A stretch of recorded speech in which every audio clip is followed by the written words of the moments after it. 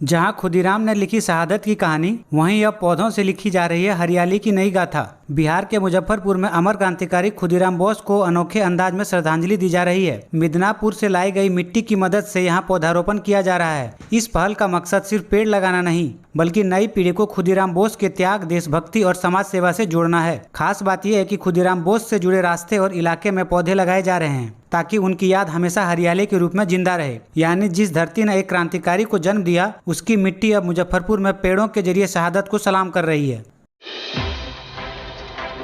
Doctor, engineer बनने का सपना होगा साकार। बिहार बोर्ड करवाएगा जेई नीट की फ्री कोचिंग। बिहार में सरकारी स्कूलों के छात्रों के लिए जेई और नीट की तैयारी का रास्ता आसान होने जा रहा है। बिहार स्कूल एग्जामिनेशन बोर्ड यानी बीएसईबी ने फ्री कोचिंग की सुविधा को बड़े स्तर पर बढ़ाने का फैसला किया है। अब राज्य के 146 सीनियर सेकेंडरी मॉडल स्कूल में छात्रों को मुफ्त ऑनलाइन जेई और नीट कोचिंग दी जाएगी। यह सुविधा 15 अगस्त से शुरू होने की जानकारी है। खास बात यह है कि छात्रों को एक्सपर्ट शिक्षकों के वीडियो लेक्चर और विषयवार पढ़ाई की सामग्री भी उपलब्ध कराई जाएगी। यानी अब सरकारी स्कूल के बच्चे को भी इंजीनियरिंग और मेडिकल प्रवेश परीक्षा की तैयारी के लिए बेहतर संसाधन मिल सकेंगे।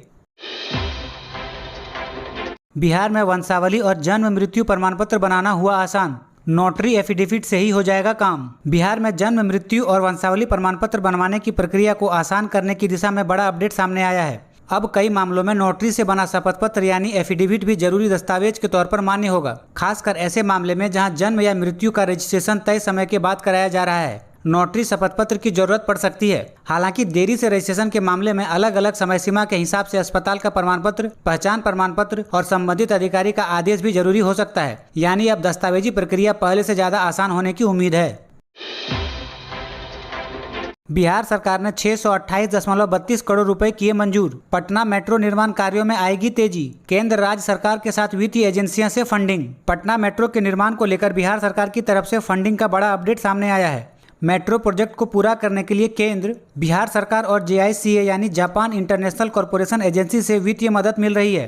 प्रोजेक्ट की करीब 70% लागत JICA से आने की व्यवस्था है। बिहार सरकार की जिम्मेदारी में जमीन उपलब्ध कराने के साथ साथ प्रोजेक्ट के लिए जरूरी हिस्से की फंडिंग भी शामिल है। पटना मेट्रो का पहला फेज 2 प्रमुख कॉरिडोर में विकसित किया जा रहा है, जिससे राजधानी के कई बड़े इलाकों की कनेक्टिविटी बेहतर होगी। यानी साफ है, पटना की ट्रैफिक समस्या कम करने और तेज पब्लिक ट्रांसपोर्ट देने के लिए मेट्रो प्रोजेक्ट पर काम लगातार आगे बढ़ रहा है। मिट्योर ओलंपियाड में नेहा का राष्ट्रीय स्तर पर दूसरा स्थान। बिहार में फर्स्ट रैंक हासिल किया। जयपुर में सिल्वर मेडल, 25,000 रुपए से हुई सम्मानित। औरंगाबाद के ओबरा की रहने वाली नेहा कुमारी ने पढ़ाई के क्षेत्र में शानदार उपलब्धि हासिल की है। नेहा ने मिट्योर ओलंपियाड में बेहतर प्रदर्शन करते हुए बिहार में टॉप कर अपने परिवार और इलाके का नाम रोशन किया है। नेहा की सफलता के बाद परिवार में खुशी का माहौल है। खास बात यह है कि उनकी कामयाबी के पीछे लगातार मेहनत, पढ़ाई के प्रति लगन और लक्ष्य पर फोकस की बड़ी वजह बताया जा रहा है। नेहा की उपलब्धि ने एक बार फिर साबित किया कि छोटे शहर और ग्रामीण इलाकों के बच्चे भी अगर सही दिशा और मेहनत करें तो बड़ी सफलता हासिल कर सकते हैं। मौसम विभाग ने बिहार के 18 जिलों में गरज चमक के साथ बारिश का अलर्ट जारी किया है। 40 किलोमीटर प्रति घंटे की रफ्तार से चल सकती है हवाएं। 12 अगस्त को बिहार के कई हिस्सों में मौसम खराब रहने का अनुमान है। मौसम विभाग के मुताबिक गरज चमक के साथ बारिश हो सकती है और तेज हवाएं भी परेशानी बढ़ा सकती है। खासकर 18 जिलों में मौसम को लेकर ज्यादा सतर्क रहने की सलाह दी गई है। इस दौरान बिजली चमकने और ठनका गिरने का खतरा भी बन रहा है। मौसम के इस बदलाव का असर सड़क यातायात और रोजमर्रा की गतिविधि पर भी पड़ सकता है। ऐसे में बारिश और आंधी के दौरान खुले मैदान, पेड़ और बिजली के खंभे के पास जाने से जरूर बचें। अररिया से 12वीं पास युवाओं के लिए अच्छी खबर। 14,500 रुपए तक की सैलरी के साथ पाएं नौकरी। अररिया जिला नियोजनालय की ओर से 14 अगस्त को 1 दिवसीय रोजगार शिविर लगाया जा रहा है। खास बात यह है कि यहां सेल्स ट्रेनी के पद पर नौकरी का मौका मिलेगा और चयनित उम्मीदवारों को 14,500 रुपए तक की सैलरी मिल सकती है। इसके अलावा 20 अगस्त को भी रोजगार कैंप आयोजित किया जाएगा। यानी युवाओं के पास नौकरी पाने के लिए एक नहीं बल्कि 2 मौके हैं। अगर आप इस भर्ती में शामिल होना चाहते हैं तो जरूरी शैक्षिक दस्तावेज, आधार कार्ड और फोटो जैसे कागजात साथ लेकर निर्धारित जगह पर पहुंचे। तो अररिया के युवाओं, अगर नौकरी की तलाश है तो 14 और 20 अगस्त की तारीख नोट कर लीजिए, क्योंकि मौका आपके जिले में ही मिलने वाला है। लीबिया जॉर्डन में नौकरी के नाम पर 2.21 लाख की ठगी। गोरखपुर में फर्जी वीजा और टिकट बनाया था, बिहार का ठग अरेस्ट। मामला गोरखपुर का है, जहां विदेश भेजने और नौकरी दिलाने के नाम पर फर्जीवाड़े का मामला सामने आया है। आरोप है कि युवाओं को विदेश में अच्छी नौकरी और वीजा दिलाने का झांसा दिया जाता था और इसके बदले मोटी रकम वसूली जाती थी। पुलिस की कार्रवाई में बिहार से जुड़े एक आरोपी को गिरफ्तार किया गया है। जाँच एजेंसियां अब यह पता लगाने में जुटी है कि इस नेटवर्क में कौन कौन लोग शामिल हैं और कितने लोगों से ठगी की गई है। बताया जा रहा है कि ऐसे मामलों में पीड़ितों से पासपोर्ट, वीजा और नौकरी के नाम पर अलग अलग रकम ली जाती है। 5 सहायक प्रधानाध्यापकों ने संभाला कार्यभार। बिहार विश्वविद्यालय सेवा आयोग ने की नियुक्ति, पढ़ाई में होगा सुधार। मोतिहारी के जीतपुर डिग्री कॉलेज से जुड़ी बड़ी खबर सामने आई है। बिहार राज्य विश्वविद्यालय सेवा यानी BSUSC की अनुशंसा के आधार पर कॉलेज में शिक्षकों की नियुक्ति की प्रक्रिया आगे बढ़ी है। दरअसल आयोग बिहार के विश्वविद्यालयों और संबद्ध कॉलेजों में शिक्षकों की नियुक्ति के लिए सिफारिश करता है। जीतपुर डिग्री कॉलेज में नियुक्ति से कॉलेज में शिक्षण व्यवस्था मजबूत होने की उम्मीद है और छात्रों को पढ़ाई के लिए बेहतर शैक्षिक माहौल मिल सकता है। यानी उच्च शिक्षा से जुड़े इस खबर का सीधा फायदा कॉलेज के छात्रों को मिलने की उम्मीद है। ऐसे ही बिहार की बड़ी और काम की खबरों के लिए चैनल को सब्सक्राइब करना बिल्कुल मत भूलिए।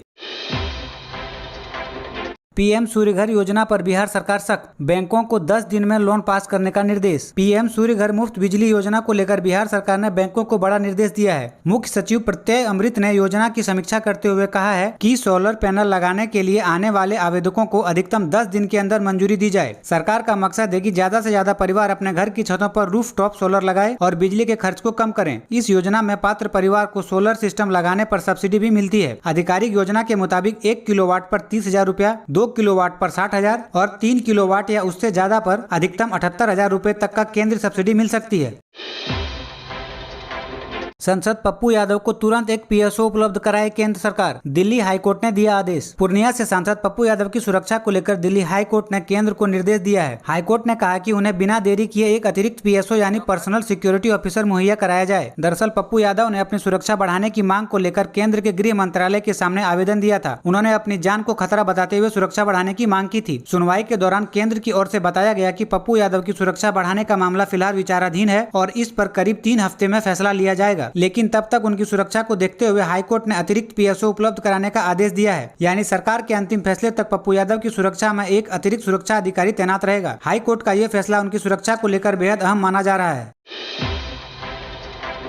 तेज प्रताप यादव ने जारी की चेतावनी, लोगों से सतर्क रहने की अपील। स्कूटी मांगने का भी आरोप। तेज प्रताप यादव ने अपने पूर्व निजी सहायक मोतीलाल राय के खिलाफ लोगों को सावधान रहने की अपील की है। तेज प्रताप का आरोप है कि मोतीलाल राय करीब 20 लाख रुपए, कुछ जरूरी दस्तावेज और मोबाइल फोन लेकर फरार हैं। इस मामले में पटना के सचिवालय थाने में चोरी की FIR दर्ज होने की बात भी कही गई है। अब तेज प्रताप यादव का दावा है कि मोतीलाल राय अलग अलग नए मोबाइल नंबर से पार्टी पदाधिकारियों और उनसे जुड़े लोगों को फोन कर पैसे और सामान की मांग कर रहा है। इतना ही नहीं, तेज प्रताप ने आरोप लगाया कि एक पार्टी सदस्य से स्कूटी की भी मांग किए जाने की जानकारी उन्हें मिली है। तेज प्रताप ने साफ कहा है, ऐसे किसी फोन कॉल पर भरोसा न करें, न पैसा दें और न ही कोई सामान। हालांकि ये सभी आरोप तेज प्रताप यादव की ओर से लगाए गए हैं और इसकी स्वतंत्र पुष्टि अभी नहीं हुई है। एकमात्र उर्दू शिक्षक को भी किया सरप्लस। तेजस्वी यादव ने CM को लिखा पत्र, कहा नियम विरुद्ध तबादले रद्द हों। RJD नेता और बिहार विधानसभा में नेता प्रतिपक्ष तेजस्वी यादव ने मुख्यमंत्री सम्राट चौधरी को पत्र लिख शिक्षक ट्रांसफर प्रक्रिया पर सवाल उठाया है। तेजस्वी का आरोप है कि उर्दू, अरबी और फारसी के कई शिक्षकों के तबादले में गड़बड़ी हुई है। यहाँ तक कि कुछ स्कूलों में किसी विषय के एकमात्र शिक्षक को भी सरप्लस बताकर ट्रांसफर लिस्ट में डाल दिया गया है। तेजस्वी ने मांग की है कि ऐसे मामलों की निष्पक्ष जाँच हो और जो तबादले नियमों के खिलाफ पाए जाए उन्हें तुरंत रद्द किया जाए। उन्होंने 5 साल से कम सेवा वाले शिक्षकों, संविदा शिक्षकों और हाल में ट्रांसफर हुए शिक्षकों के मामले की भी दोबारा समीक्षा की मांग की है। अब बड़ा सवाल यह है कि क्या सरकार इन आरोपों पर कार्रवाई करेगी और क्या विवादित ट्रांसफर लिस्ट में बदलाव होगा। इस मामले पर सरकार के अगले कदम पर सबकी नजर है। पटना में 6 साल में 16 गुना बढ़ी CNG की खपत, हर दिन 1.40 लाख किलो गैस की मांग। पटना में CNG वाहनों की संख्या और इसके इस्तेमाल में लगातार बड़ा इजाफा देखने को मिल रहा है। रिपोर्टर्स के मुताबिक पिछले 6 साल में पटना में CNG की खपत करीब 19 गुना बढ़ गई है। इस बढ़ती मांग को देखते हुए शहर में CNG स्टेशन का नेटवर्क भी लगातार बढ़ाया गया है। अब पटना में करीब 41 CNG स्टेशन मौजूद है। CNG की ओर से बढ़ते रुझान की बड़ी वजह पेट्रोल डीजल के मुकाबले इसका अपेक्षाकृत किफायती होना और प्रदूषण कम करने की कोशिश मानी जा रही है। यानी पटना की सड़कों पर अब CNG गाड़ियों का दबदबा लगातार बढ़ रहा है। आने वाले समय में इसके लिए विस्तार की उम्मीद है। बिहार में आम लोगों तक सरकारी योजनाओं की पहुंच बढ़ाने की कवायद, नगर विकास विभाग चुनेगा संचार सलाहकार एजेंसी। बिहार के नगर विकास विभाग ने शहरी इलाकों में चल रही सरकारी योजनाओं और विकास कार्यक्रमों के प्रचार प्रसार को और मजबूत बनाने की तैयारी शुरू कर दी है। इसके लिए विभाग एक संचाल सलाहकार एजेंसी का चयन करेगा। एजेंसी का काम होगा सरकार की शहरी योजनाओं की जानकारी लोगों तक आसान भाषा में पहुंचाना और जनता के बीच इन योजनाओं को लेकर जागरूकता बढ़ाना। यानी सड़क, नाली, सफाई, शहरी सुविधाओं और दूसरी विकास योजनाओं का फायदा लेने के लिए लोगों को ज्यादा जानकारी मिल सकेगी। सरकार का फोकस सिर्फ योजना बनाने पर नहीं बल्कि योजना की जानकारी सही लोगों तक पहुंचाने पर भी है। अब देखना होगा कि इस नई व्यवस्था से बिहार के शहरों में आम लोगों को सरकारी योजनाओं का लाभ कितनी तेजी और आसानी से मिलता है।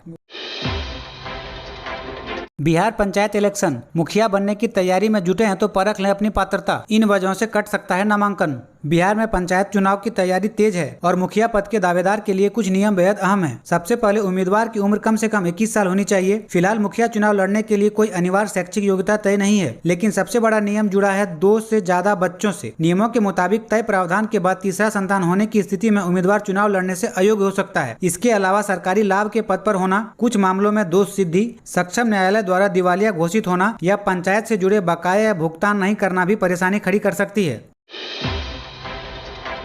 AK-47 से किसके आदेश पर चली गोली? तेजस्वी ने खोला अगला मोर्चा, अब राज्यपाल से करेंगे मुलाकात। सिवान में छात्र प्रदर्शन के दौरान हुई फायरिंग को लेकर सियासत तेज हो गई है। आरजेडी नेता तेजस्वी यादव अब इस मामले को लेकर राज्यपाल से मुलाकात करने वाले हैं। तेजस्वी लगातार सवाल उठा रहे हैं कि प्रदर्शनकारियों पर AK-47 से गोली चलाने का आदेश आखिर किसने दिया। उनका कहना है कि सिर्फ एक पुलिसकर्मी पर कार्रवाई करने से मामला खत्म नहीं होगा। इस पूरे घटनाक्रम की जिम्मेदारी तय होनी चाहिए और इसकी निष्पक्ष जाँच होनी चाहिए। बताया गया है कि प्रदर्शन के दौरान कई छात्र घायल हुए थे। तेजस्वी इससे पहले घायल छात्रों से भी मुलाकात कर चुके हैं और मामले में न्यायिक जांच की मांग उठा चुके हैं। अब राज्यपाल से होने वाली मुलाकात के बाद इस मामले में सियासत और गरमाने की संभावना है।